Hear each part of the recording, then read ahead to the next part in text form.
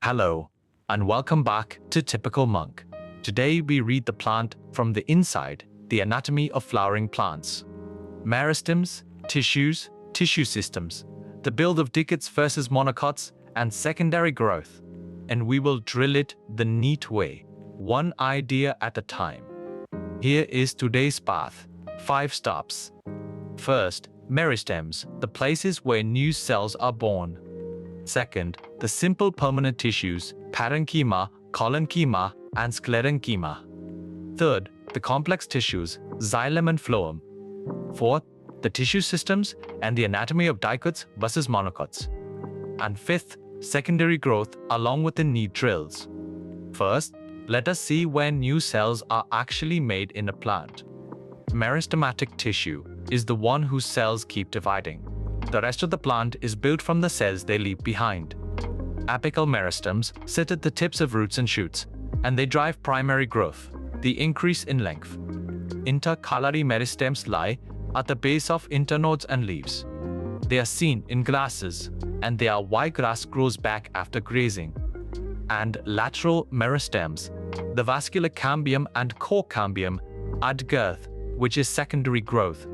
Now the simple permanent tissues, each made of a single type of cell. Parenchyma is living, with thin cellulose walls and isodiametric cells. It does photosynthesis, storage, and secretion. Collenchyma cells are living and thickened at the corners. They give flexible support to young stems and petioles. Sclerenchyma is dead, with thick lignified walls. Its two forms are fibers and sclerids. Sclerids are the gritty stone cells you find in a guava or a pear, and fibers give strength, like jute and flax. Now the complex tissues, where more than one cell type works together. Xylem carries water and minerals upward. Its tracheids and vessels are dead and lignified. Xylem also has xylem fibers and living xylem parenchyma. Its flow is largely one way, from root to leaf. Phloem carries food both ways. Its living sieve tube has no nucleus, and it leans on its companion cell. Phloem also has phloem parenchyma and phloem fibers. Of these, the fibers are usually its only dead cells. Now, let us group the whole plant into tissue systems. Look at the picture, a dicot stem on the left and a monocot stem on the right. 3 tissue systems run through the whole plant: epidermal, ground, and vascular. The epidermal system is the outer layer: epidermis, cuticle, stomata, trichomes, and root hairs. The ground system is everything in between: cortex, pericycle, pith, and medullary rays. And the vascular bundles are conjoined and open, set in a ring in dicot stems, but conjoined, closed, and scattered in monocots. Now, the story of adding girth, secondary growth. First, the vascular cambium forms a complete ring between the bundles. The fascicular cambium joins the interfascicular cambium. Then it cuts off secondary xylem inward and secondary phloem outward. Far more xylem piles up, and that is the wood. Wide spring wood plus narrow autumn wood make one annual ring. Counting these rings tells you the tree's age. And the core cambium makes the protective perium. Lenticels allow gas exchange. Dark dead heartwood gives support, while pale fatwood conducts water. Now the things need asked directly. Listen carefully. In a stem, protoxylem points toward the center, which we call end-arc. In a root, it points outward, which is x-arc. Most gymnosperms have no bessels. There, the conducting work is done by tracheids. A dicot root has 2 to 4 xylem bundles, tetrarch. A monocot root is polyarch, with a large pith. Monocots show no secondary growth. Their bundles are closed, with no cambium. In a monocot leaf, pulliform cells roll the leaf up to save water, and palisade tissue is absent. Now assertion and reason. Keep the 4 options above in mind. Assertion: sclerenchyma provides mechanical strength to plant parts. Reason: its cells are dead with thick, lignified walls. Both are true, and the reason explains the assertion. The answer is A.